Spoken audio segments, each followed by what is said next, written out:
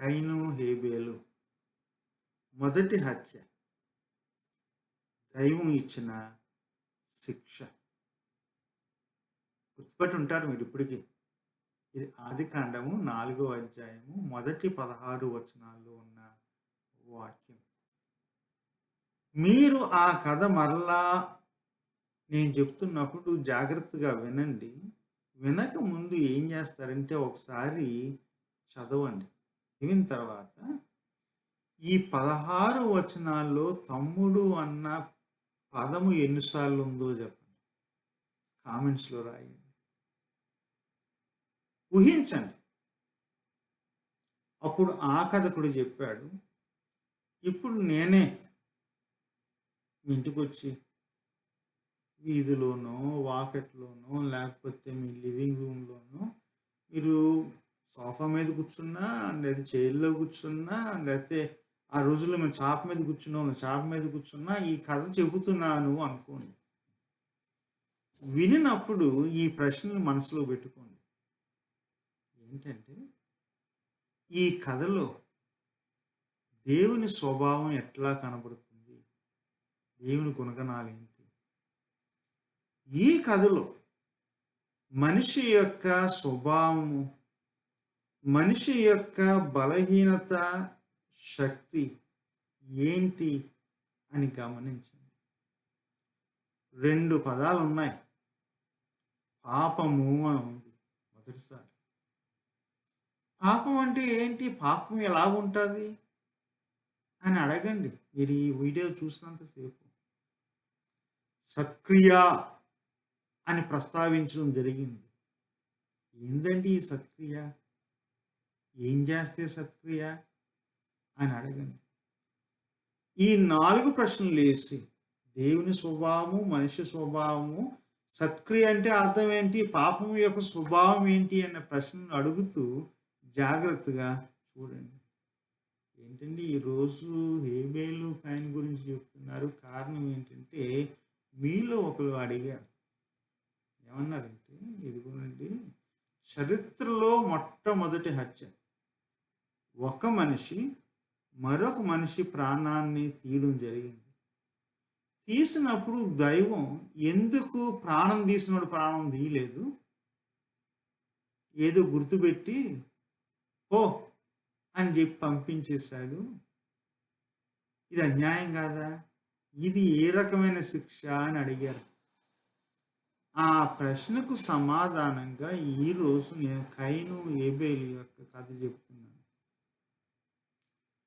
కయీను, హేబెలు యొక్క కథ చెప్పినప్పుడు ఇది మన చర్చిల్లోనే కాదు. ఇప్పుడు లా టీచ్ చేసి, న్యాయశాస్త్రం టీచ్ చేసే, క్రిమినాలజీ టీచ్ చేసే, నేరశాస్త్రం టీచ్ చేసే కాలేజెస్‌లోను, యూనివర్సిటీస్‌లో కూడా దీన్ని ప్రస్తావించడం జరుగుతది. కారణం ఇదే.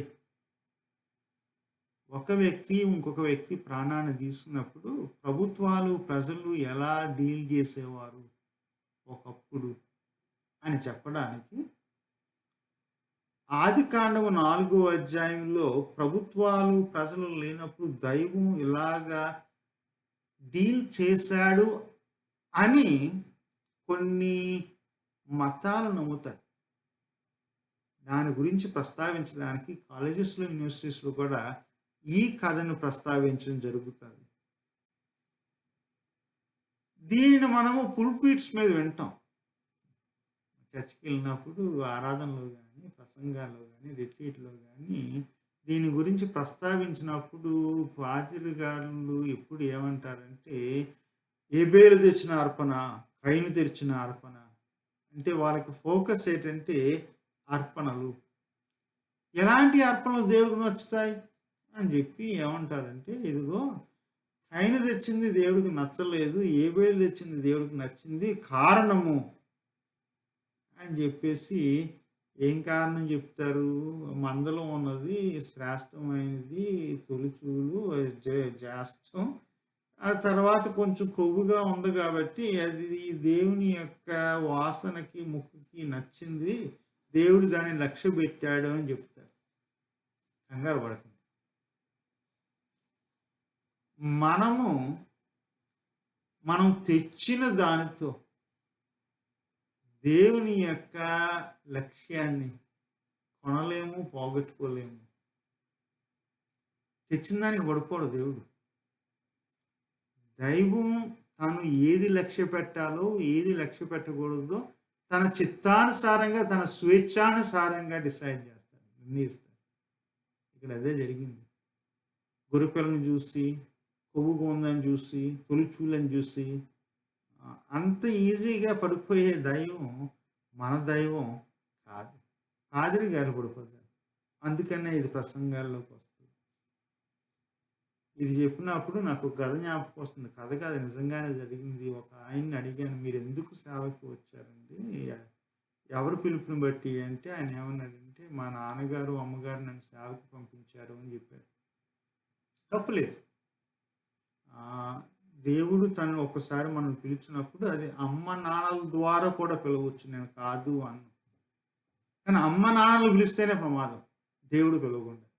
అందుకనే అలాంటి పిలుపులు వచ్చినప్పుడు దేవుని అడగాలి, దేవా పిలిచింది నువ్వేనా, పంపింది అమ్మా నాన్న అని చెప్పేసి అడిగితే ఏమన్నాడంటే, ఇదిగో మా అమ్మకి నాన్నకి పిల్లలు లేనప్పుడు ప్రార్థన చేశారండి. పిల్లలు ఉంటే మొదటి కుమారుణ్ణి, కుమార్తె ఎందుకు కాదు తెలియదు, అర్థమైంది కదా, మొదటి కుమారుణ్ణి మేము నీ సేవకి ఇచ్చేస్తామని చెప్పేసి వాళ్ళు దేవుడికి మొక్కుకున్నారు అని చెప్పారు.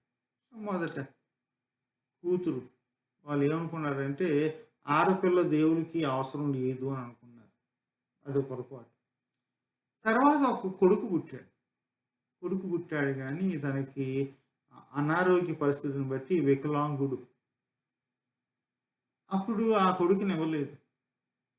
తర్వాత ఈయన పుడితే ఏమన్నారంటే, ఇదిగో దేవా నీకు ఈ కుమారుడు. ఏంటి ఆడపిల్లని ఎందుకు ఇవ్వలేదు అని అడిగాను. ఏంటి నీవి అన్న ఉన్నాడు కదా, జ్యేష్ఠుడు మొదటోడు, వాడిని ఇవ్వలేదు. అప్పుడు ఆయన ఏమన్నాడంటే, వాళ్ళకన్నా నేను శ్రేష్ఠుణ్ణి అని అన్నాడు. మాట ఒక మనిషి యొక్క లింగాన్ని బట్టి, అంగాన్ని బట్టి దేవుడు మనల్ని మెచ్చుకోడు, కాదనడు. ఇలాంటి వచనాలని వక్రీకరించి కొంతమంది అర్పణల గురించి మాట్లాడతారు. దయించి కంగారు పడకండి. హేబేలు అర్పణను యెహోవా ఎందుకు లక్ష్య పెట్టాడనేది యెహోవాకే తెలియాలి, యెహోవాకే తెలుసు, మనకి తెలియదు. మరలా ఈ వచనాలని మనం ఎక్కువ ఎప్పుడు వింటామంటే, ఎవరన్నా హతసాక్షులుగా చనిపోయినప్పుడు, నిర్దోషి ప్రాణాన్ని పోగొట్టుకున్నాడు, ఆ రక్తం ఉంది కదా, ఆ రక్తం భూమి నుండి కేకలు వేస్తుంది అని చెప్పేసి మనము దాని గురించి ప్రస్తావిస్తాం. ఈ సంవత్సరం మార్చి మాసంలో మనకి ప్రియులైన ప్రవీణ్ పగడాల గారి మరణం గురించినప్పుడు చాలామంది దీనిని ప్రస్తావించారు. నిర్దోషి, రక్తం చిందించబడింది, ఆ రక్తం భూమి నుండి యెహోవాకి మొరపెట్టింది అని అదొక విధంగా ప్రస్తావించడం జరుగుతుంది. కానీ ఈరోజు నేను ఈ కథను వేరే రీతిగా చెబుతాను, జాగ్రత్తగా వినండి. ఇక్కడ 4వ అధ్యాయం ప్రారంభంలో కథకుడు ఇంట్రడ్యూస్ చేస్తాడు. ఇదిగో ఆదాము అవ్వలకి కొడుకు మొదటోడు, యెహోవా దయ వలన కలిగాడు, సంపాదించుకున్నాను కాబట్టి అని వానికి కయీను అని అమ్మ పేరు పెట్టింది. యెహోవా దయ ఏంటి? రైట్, వినండి. అప్పటికే వాళ్ళు పనిష్మెంట్ పొందారు, శిక్షించబడ్డారు, బయటికి పంపబడ్డారు. కానీ యెహోవాకి ఇంకా దయ ఉంది. ఆ దయను బట్టి పొందింది కాబట్టి కయీను అని పేరు పెట్టింది. పొందిన, సంపాదించిన బిడ్డ కయీను. తన వృత్తి ఏంటి? భూమిని సేద్యపరిచేవాడు. మన మాటలో చెప్పాలంటే వ్యవసాయకుడు. రైటే, మంచి వృత్తే గదా! వ్యవసాయకుడు భూమిని సేద్యం చేయకపోతే మనకు తినడానికి తిండి లేదు. అంతేకాదు, మనుష్యులు లేనప్పుడు యెహోవాయే భూమిని సేద్యము చేశానని ఆదికాండంలో 2వ అధ్యాయంలో 5వ వచనంలో ఉంది. అంటే యెహోవాయే వ్యవసాయకుడు అని. 2వ అధ్యాయం 15వ వచనంలో ఇదిగో నువ్వు ఎలాగో ఉన్నావు కదా ఆదాము అని చెప్పేసి ఆ తోటను సేద్యపరచుటకు దేవుడు ఆదాముని తోటలో పెట్టడం జరిగింది. అంటే సేద్యపరచడం, భూమిని సేద్యపరచడం కూడా దైవం ఇచ్చిన పరిచర్యే. అది సీక్రెట్ థింగ్. భూమిని పండించడము, భూమిలో నుండి పంటను తెచ్చి ప్రాణాన్ని తెచ్చి ప్రాణులకు పంచిపెట్టడం అనేది ఒక దివ్యమైన పరిచర్య. అదే చేస్తున్నాడు కయీను. తన వృత్తిలో పెద్ద తేడా లేదు. తమ్ముడు పుట్టాడు, ఏబేలు. ఏబేలు అంటే అందుకని పెట్టారో లేదో తెలియదు కానీ ఆవిరి. ఆవిరి యొక్క గుణం ఏంటంటే అప్పుడే కనబడుతుంది, అప్పుడే మటుమాయమైపోద్ది. అశాశ్వతము, కనబడి మాయమైపోయేది ఆవిరి. ఏబేల కథ కూడా అంతే కదా!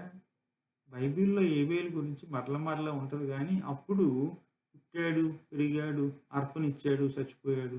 అంతకు మించి ఇక ఏది ఉండదు. కనబడి కనుమరుగైన ఒక వ్యక్తి ఏబేలు. తనేం చేశాడు? తన వృత్తి ఏంటి? గొర్రెలను కాపరి కాసేవాడు. గొర్రెల కాపరి.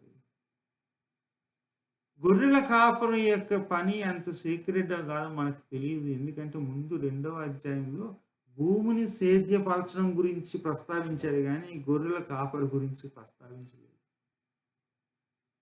ఇక్కడ కథలో వృత్తి విభజన, division of labour, of professions, of occupations మొదటిసారిగా జరుగుతుంది. ఒకడేమో భూమిని సేద్యపరుస్తుంటే, మరొకడేమో పశువుల్ని, గొర్రెల్ని కాస్తున్నాడు, కాపాడుతున్నాడు, కావలిగా ఉన్నాడు. అంటే సేద్యపరచు అనే ఆ యొక్క పరిచర్యలో మరొక కోణాన్ని ఏబేలు గుర్తించాడు. మట్టిలో నుండి ప్రాణం తేడమే కాదు, ప్రాణుల్ని జాగ్రత్తగా చూసుకోవడం, అది కూడా సీక్రెట్ కాలింగే. అది కూడా దేవుడిచ్చే పిలుపే. అది ఎలా తెలుస్తుందంటే మీకు, కయీనుని దేవుడు అడుగుతాడు, ఏది నీ తమ్ముడు ఎక్కడ అంటే, ఆ తమ్ముడికి నేనేమన్నా కాపలాదారునా అని అడుగుతాడు. అంటే తను ఏం చేస్తున్నాడు? భూమిని సేద్యపరిచి ఇంకా అదే తన పని అనుకుంటున్నాడు కానీ, ఇదిగో తోటి ప్రాణుల్ని కాపలా కాయాల్సిన బాధ్యత దేవుడు మనిషికి ఇచ్చిన పని అన్న సంగతి మర్చిపోయాడు కయీను. ఏబేలు సేద్యపరచుట అన్న పదానికి మరొక నిర్వచనం, కొత్త నిర్వచనాన్ని ఇచ్చాడు. ప్రాణులకు కాపరిగా, గొర్రెలకు కాపరిగా ఉండి వచ్చారండి. తమ్ముడు వచ్చాడు, అన్న వచ్చాడు, అర్పణలు తెచ్చారు. ఒక అర్పణనేమో యెహోవా లక్ష్యపెట్టెను, మరొక అర్పణనేమో యెహోవా లక్ష్యపెట్టలేదు. ఎందుకు? మనకు తెలియదు. మీలో కొంతమంది అంటారు, రెండిటిని లక్ష్య పెడితే పని అయిపోను కదండి, కొట్టుకోపోదురు కదండి అని చెప్పేసి. అది వాస్తవం కాదు. దీనికి కొంచెం పాస్ట్ హిస్టరీ కూడా ఉంది. ఏది లక్ష్య పెట్టాలో, ఏది లక్ష్య పెట్టకూడదు యెహోవా ఇష్టము. అడిగే హక్కు మనకు లేదు. 2, నా అర్పణ లక్ష్యపెట్టబడలేదు కాబట్టి నాకు కోపమొచ్చి నేను ఏదన్నా చేసేస్తాను అనడానికి ఆ హక్కు మనకు లేదు. యెహోవాను ప్రశ్నించే హక్కు లేదు. లక్ష్యపెట్టబడకపోతే కోపగించే హక్కు కూడా మనకు లేదు. మానవ మాతృలము. ఇచ్చింది పుచ్చుకుంటాం. లేతే జీవితంలో ముందుకి ధైర్యంగా వెళ్ళిపోతాము. మీరు చేస్తున్న ప్రయత్నాల్లో కొన్ని జరుగుతాయి, కొన్ని జరగవు. జరిగినా, జరగకపోయినా ధైర్యంగా ముందుకు వెళ్ళాలి. కోపగించాడంట. మొఖం చిన్నబుచ్చుకున్నాడంట. యెహోవా అడిగాడు, "ఎందుకయ్యా కోపం? నువ్వు మొఖాన్ని ఎందుకు చిన్నబుచ్చుకున్నావు?" అని అడిగాడంట. అని ఓ మాట జ్ఞాపకం చేస్తాడు. నీవు సత్క్రియ చేసిన యెడల మొఖాన్ని పైకెత్తుకుని చూడు కదా అని అంటాడు. సత్క్రియ ఏంటి? సత్క్రియ అనేది అర్పణ గాదు. వింటున్నారు గదా! ఎలాంటి అర్పణ గాదు. గొర్రె మాంసమా? కూరగాయలా? అది గాదు సత్క్రియ. ఒకసారి మన సత్క్రియ ఏంటంటే యేసయ్య దగ్గరికి, గుడి దగ్గరికి, దేవుడి దగ్గరికి తెచ్చిందే సత్క్రియ అనుకుంటాం కాదు. ఈ సత్క్రియ అనే పదానికి అర్థం మత్తయి సువార్త 5వ అధ్యాయము 24, 25 వచనాల్లో ఉన్నాయని వాల్టర్ బ్రూగర్‌మ్యాన్ గారు అంటారు. అక్కడ ఏముంటదంటే, ఇదిగో నీవు అర్పణ దగ్గరికి వచ్చినప్పుడు, అర్పణ తెచ్చినప్పుడు, నువ్వు ఎవరితోనన్నా తగాదా పెట్టుకుంటే, పోయి సమాధానపడి రమ్ము అంటే. అక్కడ అర్పణ లేదు. అర్పణ తీసుకొచ్చినప్పుడు నీ మనసులో ఏదుందో దానిని దైవం చూస్తున్నాడు. యేసయ్య చెబుతాడు. ఏంటి? నీవు అర్పణ తెచ్చినప్పుడు ఎవరితోనో తగాదా ఉంటే సమాధానపడు. అప్పుడు అర్పణను తీసుకురా. అది అంగీకారకృతం. సమాధాన పడకుండా అర్పణ తెస్తే నీకు మిగిలేది శిక్షే. సో, అక్కడ సత్క్రియ ఏంటంటే అర్పణ గాదు. అర్పణకు ముందున్న సమాధానము. అంటే దీనికి ఏదో ఫ్లాష్ బ్యాక్ ఉంది. కయీను తను తీసుకొచ్చిన అర్పణ తెచ్చినప్పుడు దానితో పాటు ఉండాల్సిన సమాధానాన్ని తీసుకురాలే. ఎవరి మీదో పగను, తమ్ముడు మీదే అవ్వచ్చు, కోపాన్ని తీసుకురావడం జరిగింది. సో, గమనించండి. ఏదో డిబ్బీలో 100, 200 ఏసామని అనుకుంటున్నారు కదా! పాస్టర్ గారి చేతిలో 1000, 2000 పెట్టామనుకుంటున్నారు కదా! నేను అది చేసితిని, ఇది చేసితిని అనుకుంటున్నారు కదా! దయించి అయి సత్క్రియలు గాదు. నీ వైఖరి. నువ్వు సమాధాన పడ్డావా లేదా? అదే యెహోవా చూసేది. సత్క్రియ చేస్తే ఇంత దూరం రాకపోను కదా అని చెప్పి వార్నింగ్ ఇవ్వడం జరిగింది. దేవుడు యొక్క వార్నింగ్ ఏంటంటే, ఇదిగో దూరం కాదు. పాపము వాకిట పొంచి ఉన్నది. ఇప్పుడు మొదటిసారి పాపం యొక్క స్వభావాన్ని ఇక్కడ విశదీకరిస్తున్నాయి. పొంచి ఉన్నది. అవకాశం కోసం చూస్తుంది. దూరమే కాదు. ఎప్పుడైనా, ఎక్కడో కాదు, ఎక్కడైనా. ఒకసారి అది మందిరంలో అవ్వచ్చు, బలిపీఠం దగ్గర అవ్వచ్చు. ఒకసారి అనుకుంటాం స్టేజ్ ఎక్కితే పాపం చేయం అనుకుంటాం. గుళ్ళోకి వస్తే పాపం చేయం అనుకుంటాం. అర్పణ దగ్గర మనకు పాపం చేయం అనుకుంటాం. ఎక్కడైనా వాకిటిలోనే ఉంది ఆ పాపం పొంచి. ఏం చేస్తుంది? వాంఛిస్తుంది, కోరుకుంటుంది. గమనించండి. మనకు ఒక్కొక్కసారి అనుకున్నవి అవ్వకపోతే అక్కడ ఉంది పాపం. అనుకున్నవే అన్నీ జరిగినా ఆ వెనకాల ఉంది పాపం. అది లేని చోటు లేదు. పాపం చేయడానికి చాలా అవకాశాలు ఎప్పుడూ ఉన్నాయి, ఎక్కడైనా ఉన్నాయి. అది 2 ఇక్కడ సాతాను అనలేదు. దీని పేరే పాపం. ఒకసారి ఏం చేస్తామంటే కన్వీనియంట్‌గా, ఇదిగో సాతాను అక్కడ మనం వాకిటి దాకుండేను అంటాం. ఇప్పుడున్నది పాపము. ఒకసారి క్రీస్తా, సిరియా అంటే మనం క్రీస్తా, సాతానా అంటాం కన్వీనియంట్‌గాని. సిరిని సిరిగా చూడండి. పాపాన్ని పాపంగా చూడండి. ఇక్కడ మనతో దాగున్నది ముందు, వెనకాల, పక్కన, పైన, కింద ఎవరు అంటే పాపమే. గమనించండి. అక్కడ ఒక మాట అంటే అది వాంఛిస్తుంది, దాగి ఉంది, పొంచి చూస్తుంది గానీ, దానిని ఏలే సత్తా, శక్తి, అధికారం నీకు ఇవ్వబడింది అని చెప్తున్నాడు. మనిషిగా పాపం చేసే అవకాశాలు ఎప్పుడూ వస్తాయి గానీ, పాపముని కాదనే అవకాశము, అధికారము మనకి ఎప్పుడు ఇవ్వబడి ఉంది. గబగబా కోపం వస్తది. పాపం చేసే అవకాశం ఉంది. ఆశ కలుగుతాది. పాపం చేసే అవకాశం ఉంది. అవమానం, అసూయ పాపం చేసే అవకాశాలు ఉన్నాయి. కాదనే శక్తి మనకి దైవం ఇచ్చారు. ఇక్కడ కయీనుకి అదే మాట చెప్పబడి జరిగింది. మరి కయీను ఏం చేశాడు? అవకాశం ఇచ్చేసాడు. పొంచి ఉన్న పాపానికి, వాంఛించే పాపానికి తమ్ముని చంపేశాడు. అప్పుడు దైవం అడగడం జరిగింది. ఎక్కడ? నువ్వు చేసిన పని ఏంటి అని అడగడం జరిగింది. నీ తమ్ముడు ఎక్కడ? ఆ తమ్ముడికి నేను కావలు వాడినా? ప్రశ్న చూడండి. ప్రశ్నకి ప్రశ్న. అది నీ ఏం ప్రశ్న ఇది? ఆహా కాదులే అని యెహోవా చెప్పాలి అని అనుకున్నాడు. మాట చెప్తాను. భూమిని సేద్యం చేయడమే కాదు, మనుషుల యొక్క ప్రాణాలను కాపాడవలసిన బాధ్యత మన అందరికీ ఉంది.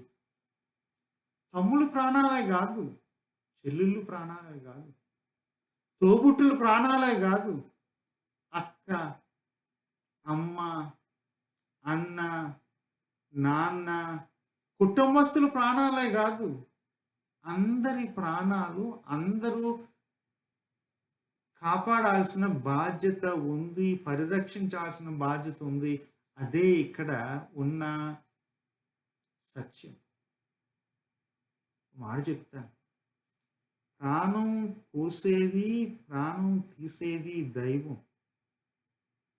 మన సోదరుల యొక్క ప్రాణాలు నిలబెట్టాల్సిన బాధ్యత మనది. ప్రాణం తీసే హక్కు ఏ మనిషికి లేదు. దేవుడు నాకు ఇచ్చాడు ఈ హక్కు అని చెప్పడానికి ఎవ్వరూ చెప్పకూడదు. ప్రాణం తీసే హక్కు మనుషులకి లేదు. చెప్తారు. ఈ తమ్ముడు ఏబేలు యొక్క రక్తం భూమి నుండి మొరబెడుతుంది, కేకలేస్తుంది అని చెప్పి, ఇదిగో ఈ పండే భూమి నుండి కాదు, పండని భూమికి, ప్రాణమున్న భూమి నుండి కాదు, ప్రాణం లేని భూమికి, సారమున్న భూమి నుండి కాదు, సారం లేని భూమికి నేను నిన్ను వెళ్ళగొడుతున్నాను. భూమిలో నుండి రక్తం మొరబెడుతుంది. రక్తంలో ప్రాణం ఉంది. రక్తమే ప్రాణం. ఆ మొరను బట్టి దైవం శిక్షించింది. శిక్ష ఏంటంటే సారం లేని భూమికి పోవు. అక్కడ నువ్వు ఎంత సేద్యం చేసినా, ఎంత వ్యవసాయం చేసినా మిగిలేది ఏమి లేదు. అంటే ఒక మాటలో చెప్పాలంటే తనకి బ్రతుకు తెరువు లేకుండా జీవితానికి సరిపడా శిక్షించడం జరిగింది. కయీనుకి ప్రశ్న వచ్చింది. సహజమే. మీకు విషయం మీకు చెప్పే ఉంటాను నేను. చెరసాలలో పనిచేసుకుని కయీనులను చూశాను. ఎవరినో చంపేసి చెరసాలకు వచ్చిన వాళ్ళతో పనిచేశాను నేను. కొంతమంది ఏమో మరణశిక్ష కొరకు వెయిట్ చేస్తుంటారు. కొంతమంది ఏమో జీవితం అంతా కారాగార శిక్షతో ఉన్నారు. పనిచేశాను వాళ్ళతో నేను. హేబేలు కూడా నాకు స్నేహితులు ఉన్నారు. వీళ్ళని నేను పోగొట్టుకున్నాను. హత్య చేయబడి నిర్దోషులుగా ప్రాణాలు పోగొట్టుకున్నాను. కానీ ఒకటి నేర్చుకున్నాను. ఏంటంటే కయీనులకి అయిపోయిన తర్వాత మరలా తిరిగొచ్చి ఆలోచించి మార్గం మార్చుకునే అవకాశాలు ఉన్నాయి. వీళ్ళొచ్చేవారండి. చూసేవాడిని టీవీలోని ఎవరో ఎవరో హత్య చేశారు అంటే, తర్వాత కొంతకాలంకి జడ్జి గారు చెప్పేవారు వీడికి మరణ కా మరణశిక్ష అది జీవిత కారాగార శిక్ష అనగానే తీసుకొచ్చేవారు. కోపమొచ్చినా కోప్పడకూడదు. ఎందుకంటే వాళ్ళకి ఆల్రెడీ శిక్ష పడిపోయింది. అర్థమైంది కదా! ఆల్రెడీ వాళ్ళ శిక్ష పొందారు. వచ్చిన తర్వాత వాళ్ళలో ఏం జరిగేదంటే, ఇటు దోష, శిక్ష అనే ఆ బాధ ఉండేది. దయ కొరకు బతిమలాడడం ఉండేది. ఏ మతం అయినా ఉన్నా సరే, మతం లేనోళ్ళు సరే. వచ్చిన తర్వాత వాళ్ళు ఆశించేది, అడిగేది ఏంటంటే కృప. చంపేశారు. చెయ్యకూడని తప్పు చేశారు. చేశాము అన్న దోషభావం ఉంది. ఇదిగో నన్నెవరైనా చంపేస్తారేమో అన్న భయం కూడా వాళ్ళలో ఉండేది. కయీనుకి అదే కలిగింది. మనుషులకు కూడా కోపం వస్తది. ఇందులో జైల్‌లో కూడా ప్రిజన్‌లో కూడా ఏం చేసేవారంటే చెరసాలలో వీడు అక్కడ అలాంటి నేరం చేశాడు.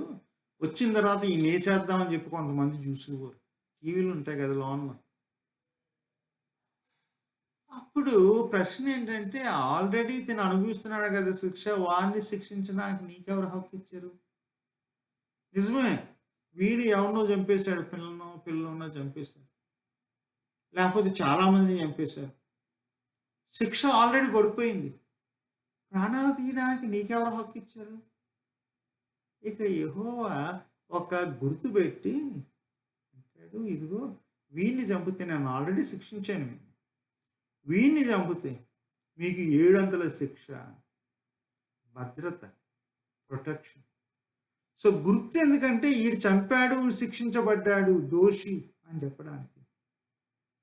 ఆ గుర్తు ఎందుకంటే ఇదిగో వీడిని నేను భద్రపరుస్తున్నాను.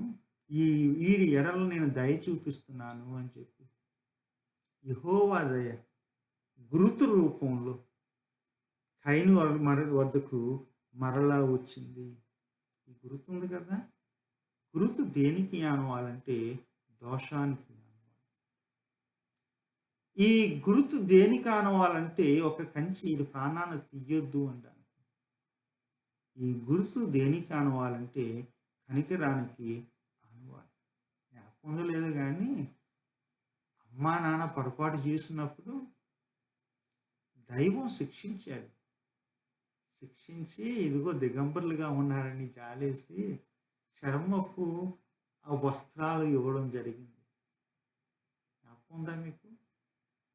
ఇక్కడ పెద్ద పొరపాటే చేశాడు కానీ దైవం పెద్దగానే శిక్షించాడు. కానీ ఆ శిక్షలో కనికరం, భద్రత, గుర్తు మాదిరిగా ఇవ్వడం జరిగింది. దైవం గురించి ఇది ఏం చెప్తుంది? శిక్షించే దైవం జాలి కూడా చూపిస్తాడు. మనిషి గురించి ఏది చెబుతుంది? ఇదిగో జాగ్రత్తగా ఉండు. పాపమును నువ్వు ఏళ్తావు కానీ పాపము నిన్ను ట్రాప్ చేస్తుంది, పొంచుతుంది అని చెప్తుంది. పాపం గురించి ఏం చెబుతుంది? ఇదిగో అది వాకిట పొంచి ఉంది, నిన్ను వాంఛిస్తుంది, కోరుతుంది అని చెప్తుంది. సక్రియ గురించి ఏం చెప్తుంది? అర్పణలు కాదు. అర్పణలు ఇవ్వకముందు నీవు పడే సమాధానం ఉంది కదా నీ యొక్క శత్రువుతో, నీ సోదరునితో, అదే సక్రియ అని చెప్తుంది. సక్రియలో పెరుగుదాం, పాపం దగ్గర దూరంగా ఉండాలి. దేవుని యొక్క న్యాయాన్ని, కనికరాన్ని గమనిద్దాము. ఉంటాను మరి.